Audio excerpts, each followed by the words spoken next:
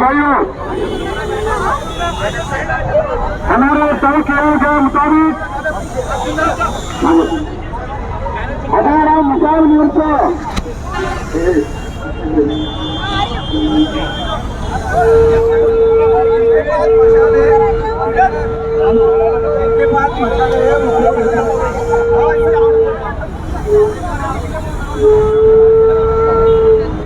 हमारे तय के मुताबिक जो मजबूत से हमारा मिसाल मोर्चा प्रारंभ हुआ, यह हमारा सत्य महात्मा गांधी जी उनके प्रतिभा के साथ में पहुंच चुका है। वो मोर्चे के संयोजक नितिन मोदी को विधानसभा के अंदर आए और ये जो मिसाल मोर्चा है, जो शिक्षा का व्यापार महाराष्ट्र में बड़े पैमाने पर बना दिया है और ये व्यापार के ऊपर महाराष्ट्र की सरकार जो सत्ता में है उसका सरकार की सरकार एक कंट्रोल करने में पहले जो रही है, पहले 15% की कटौती की बात करती है, मंत्रालय की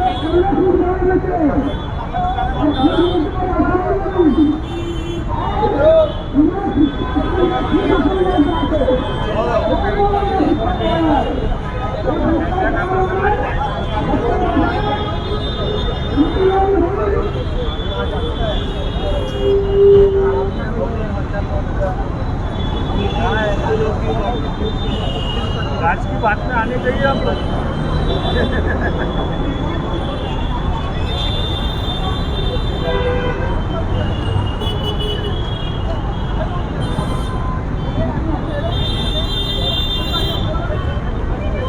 सर नमस्कार।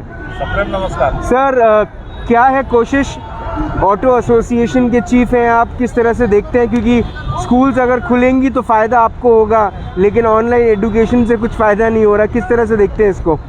स्कूल अगर चालू होती है तो हमारे ऑटो रिक्शा चालकों का व्यवसाय भी खुलेगा और साथ साथ जैसे बच्चे अदर लोगों के भी स्कूल में जाते हैं वैसे ऑटो रिक्शा चालकों के भी बच्चे स्कूलों में जाते हैं जी। जिस तरह की तकलीफ आज सामान्य लोगों को हो रही है उसी तरह की तकलीफ आज ऑटो रिक्शा चालकों के बच्चों के लिए भी ऑटो रिक्शा चालकों को हो रही है जी।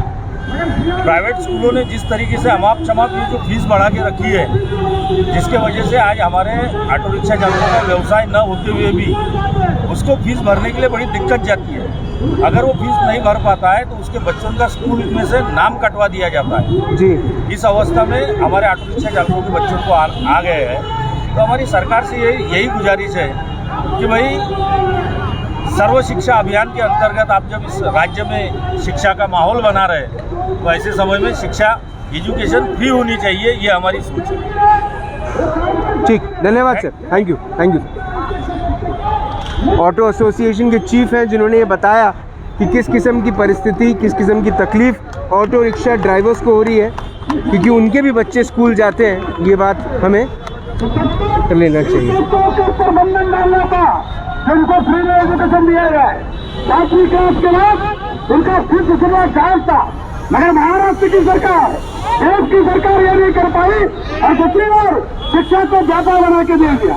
हमारे नर्सरी के बच्चों को 1-1 लाख फीस की जाती है, उनका जाता है। ये कोरोना के पीरियड में चाहे मध्यम वर्गीय चालक रहे, वो हमारे छोटे व्यापारी है जिन्होंने अपने बच्चों को अपने स्कूल में डालने की शिकस्त की थी। बच्चों को हम पढ़ाएंगे, आगे बढ़ाएंगे और कोरोना ने उनको पूरी तरह तोड़ दिया। सरकार की जिम्मेदारी थी। अन्य राष्ट्रों में वहाँ की सरकार ने पालकों को, लोगों को पैसे दिए, महाराष्ट्र में देश में ऐसा नहीं हुआ। न मोदी की सरकार। प्रशांत पवार जी, प्रशांत जी नमस्कार। नमस्कार, आप इस रैली में हिस्सा बने, थोड़ा सा इधर आ जाइए। ये एम्बुलेंस, नमस्कार, आप ये रैली में मौजूद हुए, इतनी लंबी रैली ये चली, क्या है इसके पीछे का पूरे इनिशिएटिव क्या है? इसके पीछे का इनिशिएटिव बोले तो ये जो शिक्षा का बाजारीकरण है उसके खिलाफ में है। जो 15% का अभी ये दिया उन्होंने जीआर निकाला जी। वो जीआर में कोई मतलब नहीं है जी। बेसिक फीस कितनी है और आप उसके ऊपर में 15% दे रहे हो।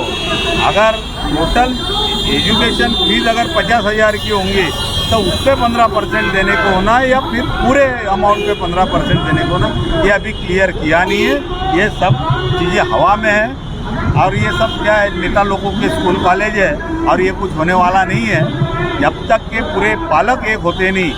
पालक लोगों ने अपनी मानसिकता बनाने को होना कि हमको ये बड़े स्कूल में से निकाल के छोटे स्कूल में डाल के अपने बच्चों को अच्छे से पढ़ाना है, उनको अच्छे से लिखाना है। क्योंकि ऑनलाइन जो चल रहा है आज एकाधे फैमिली के पास में एक ही अगर मोबाइल होगा तो वो कहाँ से पढ़ाएगा वो। उसके अगर 3 बच्चे पढ़ रहे होंगे तो ये सब जो है बाजारीकरण ख़त्म होना चाहिए, ऑनलाइन ख़त्म होना चाहिए।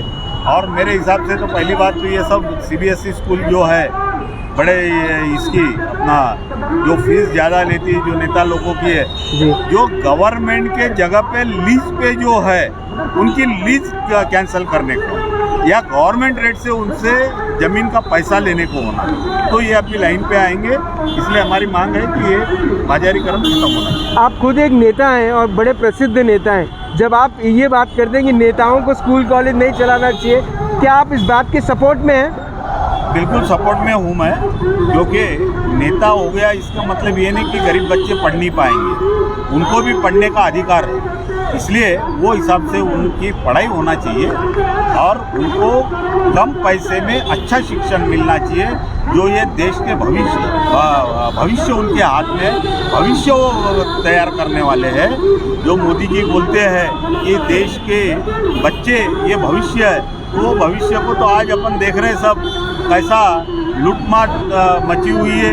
उनको पढ़ाई के लिए पैसे नहीं है और उनको टीसी नहीं मिल रही, ऐसा सुनने में आया।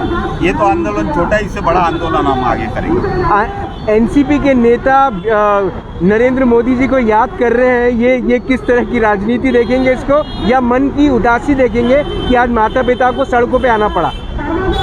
ये तो मोदी जी ने खुद ने बोला है, वो हम बोल रहे हैं। अगर उनमें ये भविष्य बनाना है बच्चों का तो ये उनका काम है। उन्होंने बोलना चाहिए 8वीं 10वीं तक के एजुकेशन पूरा फ्री कर दिया मैंने, वो CBSE हो, वो स्टेट बोर्ड हो या कुछ भी हो, लेकिन वो कर नहीं रहे क्योंकि उनको भी मालूम है कि ये सब उन्हीं लोगों के ये सब एजुकेशन स्कूल से सब है, तो वो करेंगे नहीं, ऐसा हमें लगता है। बहुत बहुत धन्यवाद प्रशांत जी, बहुत बहुत धन्यवाद। एक बड़ा आंदोलन आप देख रहे हैं इस वक्त वैरायटी चौक पर।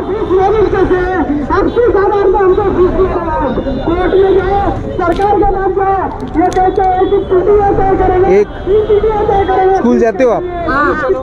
पीछे हो जाए बेटा। जब PGI नहीं है तो हम किसके पास जाए? इसमें क्योंकि स्कूल ही नहीं है, क्योंकि हम भी है, हमारे पालक भी है। क्योंकि कुछ पालक जो अपने घर में बैठ के अपने सोफा सेट पर बैठ के ठीक चाहते हैं, आंदोलन में नहीं आते हैं। मैं उन पालकों का सलाम करता हूँ कि जो पिछले 1.5 साल से इस आंदोलन के साथ जुड़े हैं और कंधे से कंधा मिला के इस आंदोलन में साथ दे रहे हैं। हाल ही में सुप्रीम कोर्ट ने भी एक आदेश किया था जिसमें कहा था कि सभी स्कूलों का जो कैलेंडर दिख रहा है उससे ऐसा लग रहा है कि वे स्कूलें प्रॉफिट कमा रही है। और स्कूलों ने कहा था कि सरकारों ने स्कूल से फीस कम करने के लिए GR निकालना चाहिए, लेकिन क्या हुआ, महाराष्ट्र सरकार ने फिर से फैसला दिया। 19-20 को लेके कोई GR नहीं निकाला, 20-21 को लेके कोई GR नहीं निकाला, लेकिन 21-22 के लिए 15% GR देने की घोषणा की। मैं पूछना चाहता हूँ, जब 20-21 में आपकी स्कूलें खुली नहीं और हम 50% मांग रहे थे, तो उस पर आप मौन क्यों हो? 15% का हमको लॉलीपॉप क्यों दिया जा रहा है? मैं आप लोगों के माध्यम से ये जो 15% का GR है इसको हम मानते नहीं है और हम 50% छूट मिलने तक ये आंदोलन जारी रखेंगे और इसका जवाब पत्थर से देंगे। पालक एकता,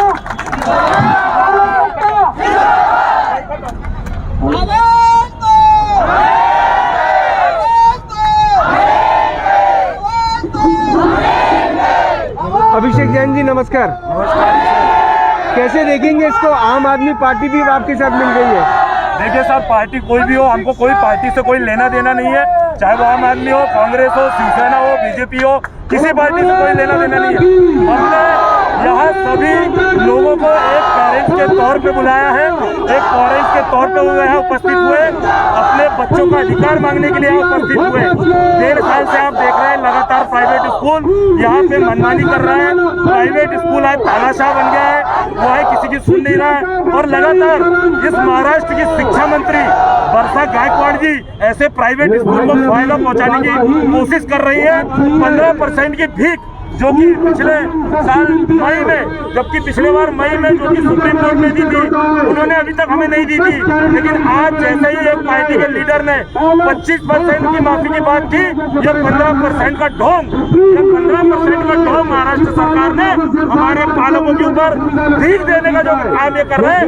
हमें ये 15% की भीख नहीं चाहिए, हमें अपने बच्चों का अधिकार चाहिए जो कि 50% की फीस माफ करके ही हमें मिलेगा, उसके अलावा हमें मिलने वाला नहीं। यह आप जो भीख देने की कोशिश कर रहे हैं, निजी स्कूल को फायदा देने की कोशिश कर रहे हैं, यह फायदा आपको आगे आने वाले समय में आपको और आपकी सरकार को बहुत महंगा पड़ेगा। पूरे महाराष्ट्र में नहीं, पूरे देश में पालकों का आंदोलन चल रहा है।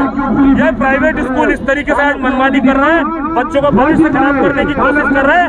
सुनवाई कहीं नहीं है, भ्रष्टाचार छाया हुआ है चारों तरफ में, और सारी सरकार के लोग सोए हुए सिर्फ पैसे कमाई का जरिया बना लिया, इसके अलावा कुछ नहीं। फिर आपसे बात करूंगा। अभिषेक जैन जी पहले दिन से जुड़े हैं इस पूरे की पूरी मुहिम के साथ। प्रॉब्लम है तो आपकी में जाइए, आप धक्के खाएंगे, वहाँ पर आपको बुलाया जाएगा, 50 बार बोला जाएगा। ये डिसीजन इसलिए नहीं हुआ है। आम आदमी पार्टी के नेता हैं इस वक्त।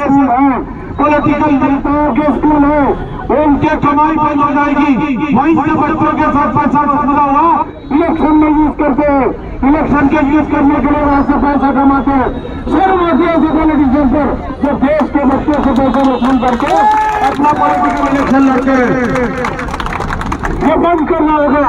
स्कूल को पॉलिट के साथ हमें शिक्षा के साथ साथ चलाना होगा, फीस की कमाई बंद करना होगा। फीस लगाने के लिए होती है, कमाई करने के लिए नहीं होती है। और भी फीस है। कोरोना काल में पूरे हाल है देश के, लोगों की नौकरी चली गई, धंधा चला गया, दुकान बंद हो गई, कईयों की नौकरी के अंदर में आधी तनख्वाह दी गई, कहाँ से पैसे भरेंगे? बिजली का बिल ज्यादा है, पेट्रोल का भाव ज्यादा है, एक तरफ खर्चा ज्यादा है, ऊपर से स्कूल की फीस की रसीद आ गई है। जो नाइंसाफी है, हम आपके साथ खड़े हैं, पालक के साथ खड़े हैं, और पालक की जब तक डिमांड पूरी नहीं होती, एक पॉलिटिकल डिसीजन वापस लेना होगा। यह पॉलिटिकल स्कूल का डिसीजन है, यह लोगों का डिसीजन नहीं है। 15% दिए वापस लो, वापस लो, वापस लो। स्कूल फीस की कमाई बंद करो, बंद करो, बंद करो। धन्यवाद।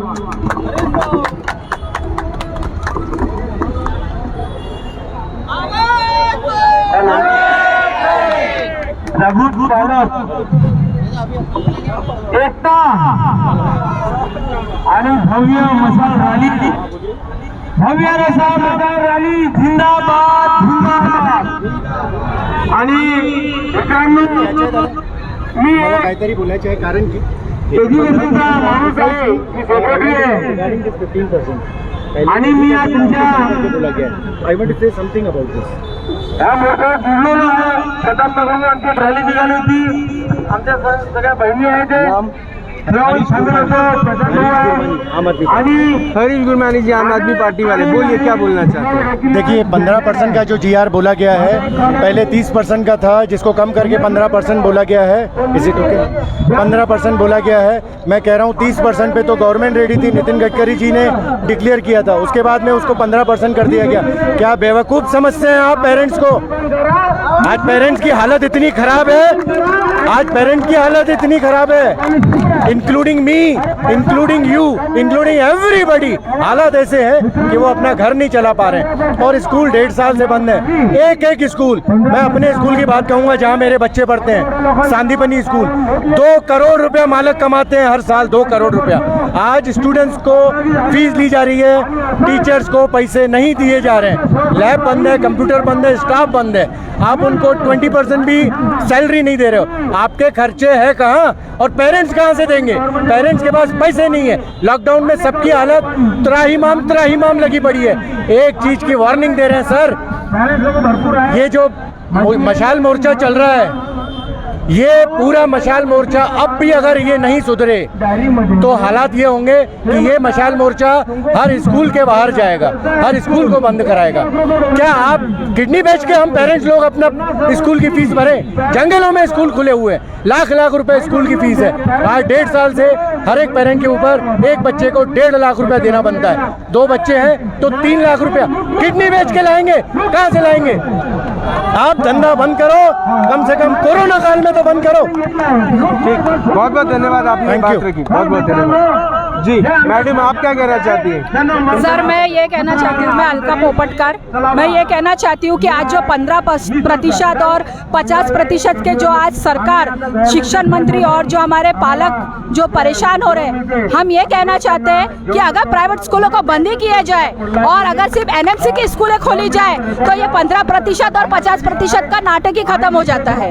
तो हमारे सरकार को जो 300 स्कूलों में से जो एनएमसी के 300 स्कूल है, उसमें से अगर 200 स्कूल अभी बंद कर दिए हैं, अगर 200 स्कूलों में से 100-150 स्कूल भी अगर खोल दिया जाए और उसको सिस्टमैटिक तरीके से पूरे प्लानिंग के साथ में अगर उसका फर्स्ट टू लेकर 10th तक अगर एजुकेशन का डिपार्टमेंट को उसमें सुधार किया जाए, उसको अच्छे फैसिलिटीज दिया जाए, तो मे भी ये जितना भी पालक और स्टूडेंट और जो भी शिक्षण मंत्री में जो प्रॉब्लम्स हो रहे हैं एजुकेशन डिपार्टमेंट को लेकर, तो मेरे ख्याल से इसका निवारण हो जाएगा। लेकिन हमारे जो यहाँ पे राज्य के जो सरकार बैठी हुई है, इनकी मंशा ही नहीं है कि वो शिक्षण क्षेत्र को सुधारे, इनकी मनोकामना ही नहीं है शिक्षण क्षेत्र को सुधारे। अगर हमारी आम आदमी पार्टी आती है नगर सेवक में और हमारे विदर्भ लेवल पे और हमारे महाराष्ट्र में आम आदमी पार्टी है, तो हम जरूर 101% हम कहते हैं कि हम हमारी आम आदमी पार्टी शिक्षा के क्षेत्र में पूरे दिल और तन मन से इसका पूरा ध्यान रखते हुए एजुकेशन सेक्टर में बहुत अच्छा डेवलपमेंट करेंगे और जो मूलभूत अधिकार है हमारे भारत के लोगों का, नागपुर के लोगों का, विदर्भ के लोगों का, उनको हम शिक्षा बहुत अच्छे तरीके से देंगे। धन्यवाद। Thank you. Sandeep Agarwal ji, Vidarbha parent association की चीफ, कैसे देखते हैं ये मशाल रैली को? देखिए राज भाई, मशाल रैली आज 14 तारीख को आयोजित की गई थी। कल 15 अगस्त है, स्वतंत्रता दिवस है। इसके पहले हमने सोचा कि एक बार सरकार को जगाया जाए। पिछले 1.5 साल से पालक परेशान है, अपनी जायज़ मांगों के लिए उसको दर दर भटकना पड़ रहा है। लेकिन चाहे सरकार रहे, स्कूल संचालक रहे, किसी की भी ओर से सकारात्मक अध्यादेश या सकारात्मक पहल नहीं की गई है। पिछले 1.5 साल से पालकों को अछूत समझा गया है, पालकों के साथ गलत व्यवहार किया गया है। आज रे जो मशाल रैली है, इसमें शहर के तकरीबन सभी राजनीतिक संगठनों ने, सभी व्यापारी संगठनों ने और सभी पालकों की संगठनों ने अपना समर्थन दिया है। ये रैली सरकार को जगाने के लिए एक कोशिश है। जो 15% का लॉलीपॉप सरकार ने अभी दिया है वो हमको मंजूर नहीं है, क्योंकि हमारी डिमांड 50% की थी। पिछले 19-20 में भी, 20-21 में भी और 21-22 में भी हम लोग 50% छूट मांग रहे थे। लेकिन एक लॉलीपॉप के तहत सरकार ने 21-22 का है जो सत्र है, उसमें 15% की घोषणा की है, जो हमें मंजूर नहीं है। उस जीआर का हम विरोध करते हैं और आपके माध्यम से स्कूल संचालकों को चेतावनी देना चाहते हैं कि समय रहते हुए होश में आ जाए। अगर वो होश में आएंगे तो ही ठीक रहेगा, नहीं तो वो दिन दूर नहीं है। पालक अब जाग चुका है, पालक अपने हकों को जान चुका है। आने वाले समय में हम ईंट का जवाब पत्थर से देंगे और जरूरत पड़ने पे हम इन निजी स्कूलों का बायकॉट करेंगे और सरकारी स्कूलों की मांग करेंगे और इन स्कूलों को ताला जड़ देंगे। धन्यवाद। थैंक यू संदीप अग्रवाल जी, शुरुआत से ही आप इस मुहिम में लगे। एक आखिरी सवाल आपसे, अब आगे क्या, आगे क्या? देखिए, आज हम स्वतंत्रता दिवस के पहले दिन संध्या पे हम लोग सरकार को मशाल रैली करके चेतावनी दे रहे हैं कि वो होश में आ जाए। अगर वो 8 दिनों में होश में नहीं आती है तो रे आंदोलन तीव्र होगा। आज नागपुर में है, पूरे विदर्भ में, पूरे महाराष्ट्र में रे आंदोलन चलेगा और जब तक पालकों को न्याय नहीं मिलेगा हम आंदोलन चालू रखेंगे। चाहे हमें सड़कों पे उतरना पड़े, चाहे हमें जेल भरो आंदोलन करना पड़े, चाहे हमें शिक्षा विभाग में ताले लगाना पड़े, चाहे स्कूलों को हमको ताला लगाना पड़े, ये आंदोलन चालू रहेगा। और 50% फीस जो है हम लेके रहेंगे। No school no fees. Thank you, धन्यवाद संदीप अग्रवाल जी, धन्यवाद। बहुजन आघाड़ी पार्टी भी, वंचित बहुजन आघाड़ी पार्टी। सर नमस्कार। जय भीम। जय भीम। कौन बोलेगा? आप बोलेंगे? नेताजी कौन है? नेताजी नमस्कार। हाँ जी। कैसे देखते हैं आप वंचित बहुजन आघाड़ी पार्टी किस तरह से मदद करने के लिए आया है पालकों वंचित को? बहुजन आघाड़ी तो हमेशा पालकों के साथ में, विद्यार्थियों के साथ में रही है। भारत का संविधान ही कहता है कि इस देश के अंदर में फ्री एंड कंपल्सरी एजुकेशन बाबा साहब अम्बेडकर ने दिया है, उसको लागू करना चाहिए। अगर ये प्राइवेट स्कूलों को लगता है कि हमारे ऊपर में पूरे देश में 10-15 हज़ार करोड़ का भुर्दंड हो रहा है, तो केंद्र सरकार और महाराष्ट्र सरकार ने पूरे देश के अंदर में अदानी अंबानी समान 200 उद्योगपतियों के लोन माफ किए हैं। उनके 3 लाख करोड़ के लोन अगर माफ कर सकते हैं तो देश के आने वाले भविष्य के लिए 10,000 करोड़ का भुर्दंड सरकार ने, केंद्र और राज्य सरकार ने अपने ऊपर में लेना चाहिए। और कोविड काल के अंदर में जो पालक लोग तकलीफ में हैं उनकी तकलीफ दूर कर देना चाहिए। यही हमारे डिमांड है। वंचित आघाड़ी ऐसे आंदोलन में हमेशा साथ में रही है। बहुत बहुत धन्यवाद। ऐसे बच्चों को लगातार शिक्षा से वंचित किया जा रहा है। सुनवाई यहाँ कहीं नहीं है।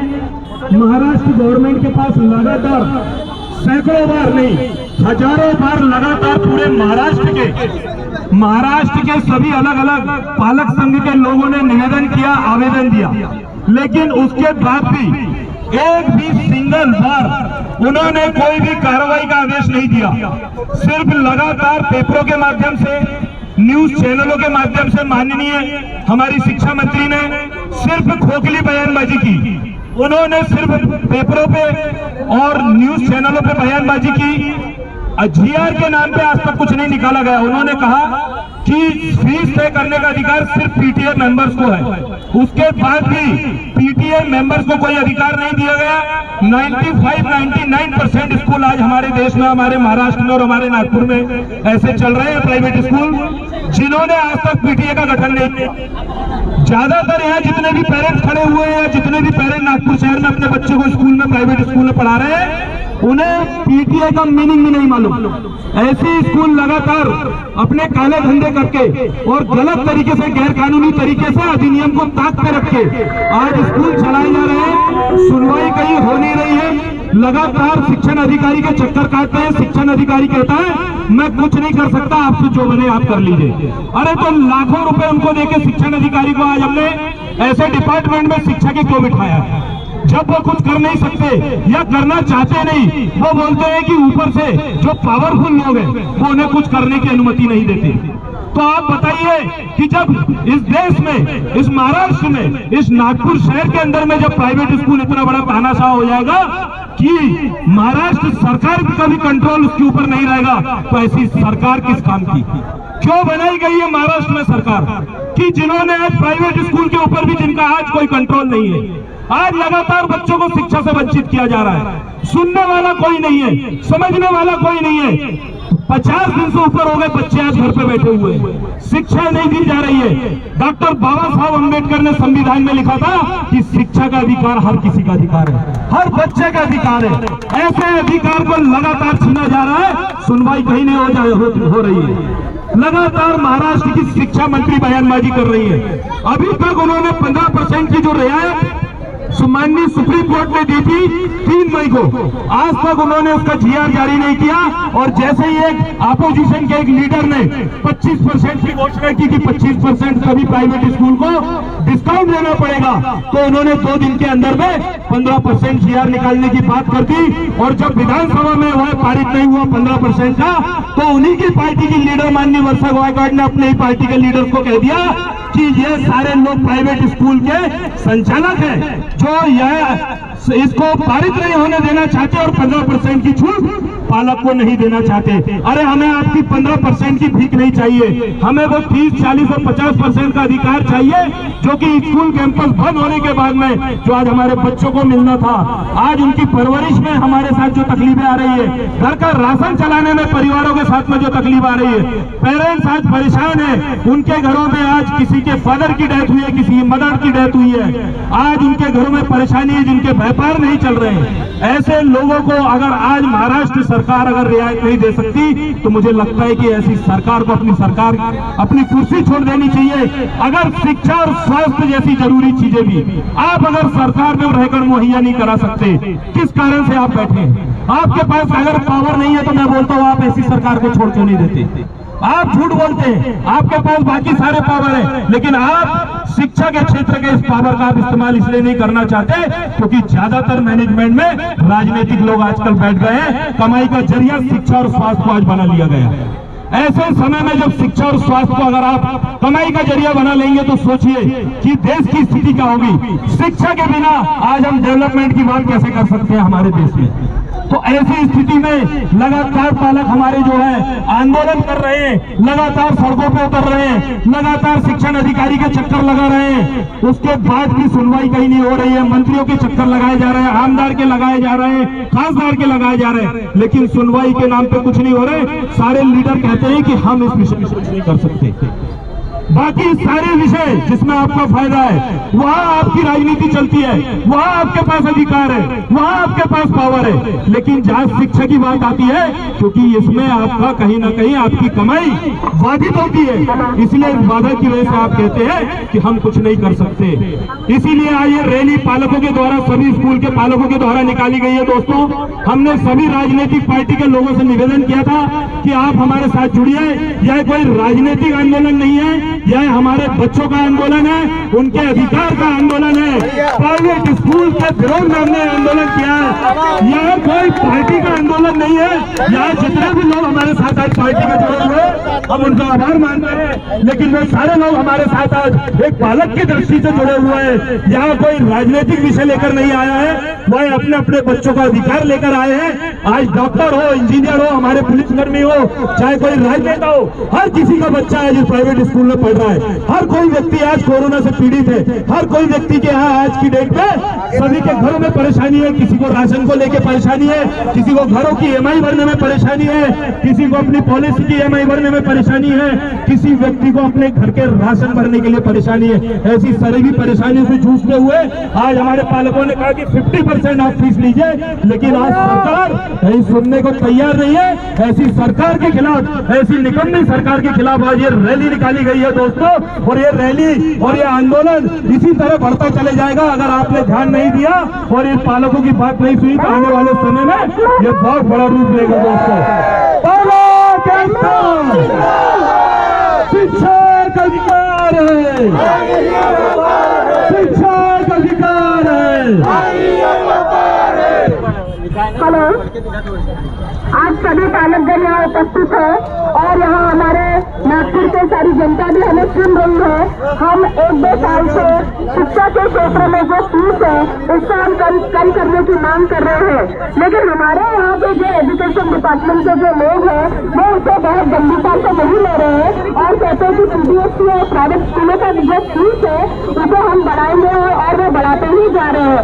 अभी हमारे सरकार में, हमारी महाराष्ट्र सरकार ने 15% की छूट बोली है, लेकिन हम कहते हैं, पालक वर्ग ये कहता है कि 15% का 50%। एक्सक्यूज मी, आप स्कूल ऑफ स्कॉलर्स का ये पकड़ के खड़े हैं, दिखाइए क्या प्रॉब्लम है स्कूल ऑफ स्कॉलर्स से? हमारी फीस कम नहीं हो रही है, हमारी फीस कम नहीं हो रही है स्कूल की, और क्लासेस भी बंद करवा दिए थे हमारे 1 महीने के लिए अभी, और अभी भी बहुत सारे बच्चों की क्लासेस बंद हैं और अभी एग्जाम भी आ रहे हैं। ओके, ठीक आहे, ठीक ठीक. आपण SOSचे पॅरेंट्स आहे. आमच्या मुलांची फीज नाही भरले म्हणून टोटली जे पालक शाळेमध्ये प्रत्येक वेळेला समोर जातात त्या पालकांच्याच मुलांचे क्लासेस यांनी मागच्या वर्षापासून बंद केलं. मी तर सरळ नाव घेते, मेगे ग्रुपनी जे पालक लढून राहिलेले आहेत त्यांच्या पाल्यांना टीस्या दिल्यात, त्यांच्या पाल्यांचे क्लासेस टोटली बंद केले. मागील वर्षी माझ्या मुलीला अभ्यास तर नाहीच करू दिला, परीक्षा पण नाही देऊ दिली आणि आता आम्हाला म्हणतात की तुम्ही टीस्या घेऊन जाऊ शकता. म्हणजे त्यांचं असं आहे की जे स्टँड घेतील त्यांना शाळेतून हकलून लावायचं, जे ज्या पालकांना डॉमिनेट करून फीज घेता येईल त्यांच्याकडनं फीज घ्यायची आणि मुलांना शिक्षणापासून वंचित ठेवायचं. पैसा मिळाला तर शिक्षण द्यायचं, नाही तर मुलांचं भवितव्य पूर्ण अंधारात करून टाकायचं. हे मेगे group SOS school of scholars 3 branch Atre layout, Wanadongri, Beltarodi, Hudkeshwar ह्या 4 ब्रांचच्या मॅनेजमेंटचे हे कामं सुरू आहेत. बहुत बहुत धन्यवाद. जी मॅडम बोला. नमस्कार, स्वामी अवधेशानंद पब्लिक स्कूल नंदनवन यांचे पॅरेंट्स आहे आम्ही. आमच्या शाळेचा एक खूप मोठा ज्वलंत प्रश्न असा आहे की 2011 पासून आमची शाळा सुरू झालेली आहे आणि आमची शाळा फक्त UDICE नंबरवर चालवली जात आहे. आमच्या शाळेला जिल्हा परिषदची मान्यताच नव्हती. आम्ही माननीय आमदार मॅडमच्या ऑफिसमध्ये आमच्या शाळेची हेअरिंग लावली तेव्हा डॉक्युमेंट चेक करताना लक्षात आलं की आमच्या शाळेजवळ जिल्हा परिषदची मान्यता नाही आणि हेअरिंग लागल्यानंतर 13 तारखेला हेअरिंग लागली तर 22 तारखेला आमच्या शाळेला मान्यता मिळालेली. मान्य वंजारी साहेबांनी त्यांना मान्यता दिली. हा इतका ज्वलंत प्रश्न आहे. मग आमच्या शाळेला मान्यताच नाही तर शाळेनेच आम्हाला पैसे वापस द्यावे आणि आम्ही फी कसली द्यावी.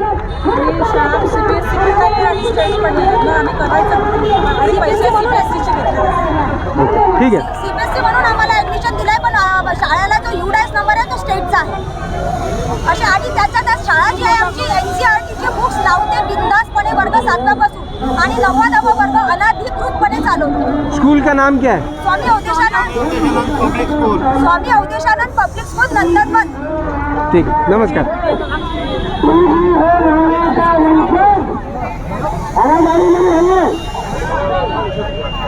युद्ध कहाँ तक टाला जाए, बंद कहाँ तक टाला जाए, तू भी है रहना का वंशज, देख जहाँ तक डाला जाए. मैं कहता हूँ भैया, हम लोग कितने यहाँ खड़े हैं, ये स्कूल के बाहर अगर हम एक स्कूल के बाहर अगर हम 100 की संख्या में खड़े हो गए तो इनको पिताजी को भी शिक्षा में 50% आज करना ही पड़ेगा. ये आज जो हमारी लड़ाई है ये लड़ाई जो अभी की एक आगाज दे रहे हैं आप, क्या आज मशाल रैली के बाद आगे क्या? मशाल रैली आज इसलिए निकाली गई है कि शायद हो सकता है रोडों पे निकल के आज हमने पहली बार जो रैली निकाली है, इस रैली को देखते हुए शायद सोई हुई सरकार महाराष्ट्र की जागृत हो जाए. पेरेंट्स के साथ आज जो समस्या चल रही है, बच्चों को लगातार जो स्कूलों से प्राइवेट स्कूल से तानाशाही करके बाहर निकाला जा रहा है, तो वह तानाशाही में कहीं ना कहीं अंकुश लग सके. पेरेंट जो रिक्वायरमेंट कर रहे हैं 30-40% की जो रियायत दे सके और आज बच्चों की शिक्षा बचाई जा सके, उनके भविष्य खराब जो हो रहे हैं आज हमारे नागपुर शहर में, वो नागपुर शहर के जो बच्चों के भविष्य बचाए जा सके, इसलिए आज ये रैली आज रोड पे निकल गई है. और अगर इस रैली के बाद भी सोई हुई सरकार नहीं जागी तो आगे के ये जो मसाले की लपटें हैं, ये लपटें बम्बई तक के पहुंचेगी और दिल्ली तक के लपटें पहुंचेंगी और वहां जाके भी पेरेंट्स अपना अधिकार मांगेगा. क्योंकि पूरे देश से आज हमारे साथ लोग जुड़ चुके हैं, पूरे देश में आंदोलन शिक्षा का ये चल रहा है. लगातार रैलियां निकाली जा रही है, लगातार इस टाइप के अवेयरनेस प्रोग्राम किए जा रहे हैं. क्योंकि अब जो है प्राइवेट स्कूल के खिलाफ जो लोगों को आज GR लोग पढ़ चुके हैं, अधिनियम आज पढ़ चुके हैं, लोगों को उसके बारे में जानकारी हो गई है. PTA के मेंबर बनना क्यों जरूरी है, PTA के अधिकार क्या है, ये सारी जानकारी आज लोगों को हो चुकी है. इसलिए अब ये लड़ाई थमने वाली नहीं है. इसलिए मैं प्राइवेट स्कूलों से आपके माध्यम से ये निवेदन करना चाहता हूँ, महाराष्ट्र सरकार से निवेदन करना चाहता हूँ कि आप जो है पेरेंट्स की गुहार को सुन लीजिए, उनके बच्चों को या भविष्य को आप बचा लीजिए. नहीं तो आने वाले समय में जो स्थिति महाराष्ट्र में और पूरे देश में होगी शिक्षा और स्वास्थ्य को लेके, वह स्थिति इतनी बिगड़ जाएगी कि आप इस स्थिति को कंट्रोल नहीं कर पाएंगे. इसलिए आपसे निवेदन करने के लिए रैली निकाली गई है. इस रैली के माध्यम से आप कम से कम 30% की रियायत आज पेरेंट्स को दें, पिछले साल और इस साल में दें. आप कोई ढोंग ढकोसला ना करें, आप 15% की भीख ना दें और वो भीख से 21-22 के लिए ना दें. अगर आप कहते हैं कि सुप्रीम कोर्ट का आदेश आप मानते हैं, तो माननीय सुप्रीम कोर्ट ने 2020-21 और 2021-22 के लिए उन्होंने 15% का डिस्काउंट दिया हुआ था और आपने सिर्फ 21-22 के लिए कहा. आप ये ढोंग ना करें प्राइवेट स्कूल को फायदा पहुंचाने की. लगातार कोशिश जो शिक्षा मंत्री कर रही वो आप ना करें। आपको नागपुर शहर के सांसद गडकरी साहब ने भी एक आश्वासन दिया था। गडकरी साहब ने काफी अच्छी मध्यस्थता की स्कूल मैनेजमेंट के बीच में। शिक्षण अधिकारी वहाँ बैठे हुए थे, हमारे पेरेंट्स बैठे हुए थे। उन्होंने कहा था कि 25% की रियायत आपको देनी होगी, क्योंकि लगातार आप जो खर्चे पिछले साल से बचा रहे हैं, लगातार आपने टीचरों को बाहर निकाला है, काफी आपने पैसे भी बचाए हैं, इसलिए 25% की जो जायज रियायत है वह आपको देनी होगी। लेकिन उसके बाद भी स्कूलों में जैसे ही गडकरी साहब ने आज 1.25 साल बाद एक रियायत देने की कोशिश की, वह रियायत के बाद आज प्राइवेट स्कूल के लोग माननीय वर्षा गायकवाड़ जी के पास चले गए और इस अधिकार को 25% की जो पेरेंट्स को दिया गया था, इसको चेंज करने के लिए आज 15% की भीख जो है इन्होंने देने का काम आज पेरेंट्स को करके गुमराह करने का काम जो महाराष्ट्र सरकार की शिक्षा मंत्री कर रही है, ये बहुत ही निंदनीय और बहुत ही घटिया है। इस फीस को 15% के GR को पूरे महाराष्ट्र में कोई भी पेरेंट्स एक्सेप्ट नहीं करेगा। महाविकास आघाड़ी सरकार से क्या कहना चाहते हैं पालक? हाँ, जो आपकी आघाड़ी सरकार है, महाविकास आघाड़ी सरकार, मैं उनसे आज भी निवेदन करना चाहता हूँ, ये कमाई का दौर नहीं है, यह कोई कमाई का दौर नहीं है, यह बीमारी का दौर है जहाँ कोरोना से पीड़ित आज सारे परिवार हैं। लोगों के यहाँ लगातार पिछले आने वाले जब दूसरे हमने लहर देखी थी, उस लहर में कई घरों में ऐसी मृत्यु हुई है, कई घरों के लोगों को लाखों रुपए इलाज में लगे हैं। ऐसी स्थिति में यह आघाड़ी सरकार लोगों के साथ में खड़ी हो, हमारे बच्चों के अधिकार के साथ में खड़े हो, उनके भविष्य के अधिकार के साथ में खड़े हो, उन्हें आज रियायत दिलाने का काम करे, तो आने वाले समय में फिर से आपकी आघाड़ी सरकार को लोग चुनने का, आपको आगे लाने का काम करेंगे। और अगर आप ऐसा नहीं करते तो आने वाले समय में परिस्थितियाँ बहुत खराब होगी। तो आपने सिर्फ जो कमाई का जरिया शिक्षा और स्वास्थ्य बना लिया, इसे आप बंद करें, शिक्षा का बाजारी कराना बंद करें। अब सांसद जी के बोलने पे तो कुछ नहीं हुआ, क्या प्रधानमंत्री के पास जाएंगे? हम प्रधानमंत्री के पास भी जाएंगे, हमारी जहाँ तक पहुँच हम जाएंगे, लेकिन आज बच्चों के भविष्य को बचाने के लिए हम जो भी हमसे बन सकता हम करेंगे, क्योंकि आज पालक जागरूक हो गया है। आज उसे अपने अधिकारों के प्रति जो जागरूकता है आज पूरे देश में देखी जा सकती है। लगातार शिक्षा को लेके, जो कि बेसिक अधिकार है, शिक्षा को लेके आंदोलन चल रहा है। 15% जो कि माननीय शिक्षा अधिकारी ने ये जो कोशिश की है 25% के जो माननीय गडकरी जी के निवेदन को स्वीकार नहीं करने के लिए, ये जो ढोंग उन्होंने 2021-22 के लिए रचा है, यह गलत है। कम से कम 50% का ये जो डिस्काउंट है ये सरकार को देना चाहिए, क्योंकि उनका निजी अधिकार है। लगातार पिछले कई वर्षों से प्राइवेट स्कूल कमाते आ रहे, जबकि नॉन प्रॉफिटेबल ट्रस्ट में रजिस्टर्ड होते हैं प्राइवेट स्कूल। एक सिक्का भी इन्हें प्राइवेट स्कूल से कमाने का अधिकार नहीं है। उसके बाद भी लगातार ये लोग कमा रहे हैं और पेरेंट इनको लगातार इनकी पूर्ति करते आ रहे थे। लेकिन आज जो समय है कोरोना का, यह महामारी का समय है, यह कोई अवसर का समय नहीं है, कोई कमाई का समय नहीं। मैं आपसे निवेदन करना चाहता हूँ, ऐसे खराब समय में आप लोगों के साथ में खड़े हो, उनके पेरेंट्स के साथ में खड़े हो, बच्चों के साथ में खड़े हो, वो शिक्षा से वंचित ना हो, इसका ध्यान रखें, क्योंकि शिक्षा जो है बेसिक अधिकार है, सभी को मिलना चाहिए। बहुत बहुत धन्यवाद अभिषेक जैन जी। धन्यवाद राज जी, आपको बहुत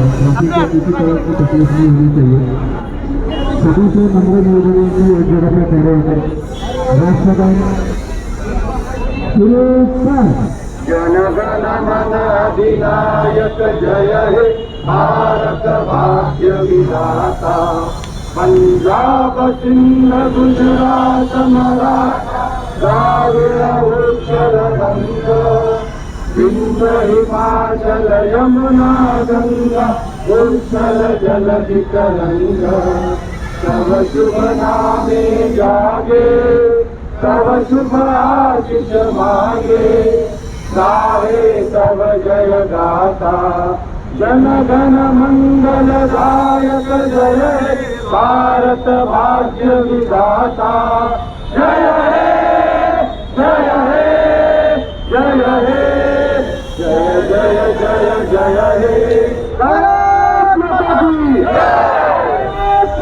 आज एक विशाल रैली निकली नागपुर के वैरायटी चौक पर। इस वक्त मैं मौजूद हूँ और आप देख रहे हैं कि किस तरह से पेरेंट्स नागपुर शहर में लोकमत चौक से ये रैली निकली, यहाँ पर आई एट वैरायटी स्क्वायर।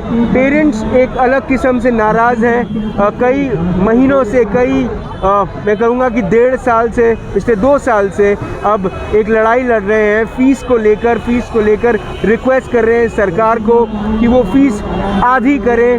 क्योंकि फ़ीस आधी मिल सकती है, 50% चाहिए और इसी की डिमांड पेरेंट्स कर रहे हैं। पेरेंट्स को 15% दिया गया, जिसको लेकर पेरेंट्स नाराज़ हैं। और ये पेरेंट्स कोई और नहीं, माता पिता हैं उन बच्चों के जो स्कूल जाते हैं और भविष्य है इस देश का। आप लोग जो देख रहे हैं उनसे मेरी रिक्वेस्ट है कि आप कृपया अगर इस पूरे की पूरे मुहिम में जुड़ सकते हैं तो जुड़ें, क्योंकि ये देश सबका है। और स्वास्थ्य और शिक्षा को लेकर बहुत समय से एक कोशिश की जा रही है नेताओं द्वारा कि हर चीज़ उनके कब्ज़े में आ जाए। अगर स्वास्थ्य, अगर शिक्षा, ये दोनों उनके कब्ज़े में पूरी तरीके से आ गई तो वो दिन दूर नहीं जब भारत वापस से बेड़ियों में जकड़ा जाएगा। निवेदन है, अगर आप कुछ कर सकते हैं तो इस वक्त शायद यही कि आप इस वीडियो को शेयर करें और उन सब तक पहुंचाएं, ताकि ये वीडियो सरकार देखे, सरकार के नुमाइंदे देखें, पॉलिसी मेकर्स देखें और शायद इन माता पिता, इन पालकों के बारे में वो कुछ सोचें। कल फिर से होगी मुलाकात और राज की बात। तब तक आप अपना ध्यान रखें, सुरक्षित रहें, स्वच्छ रहें, स्वस्थ रहें, मस्त रहें, खुश रहें, अपने देश से बेईमानी ना करें और अपने आप को इस देश का गौरव नागरिक समझें। जय हिंद।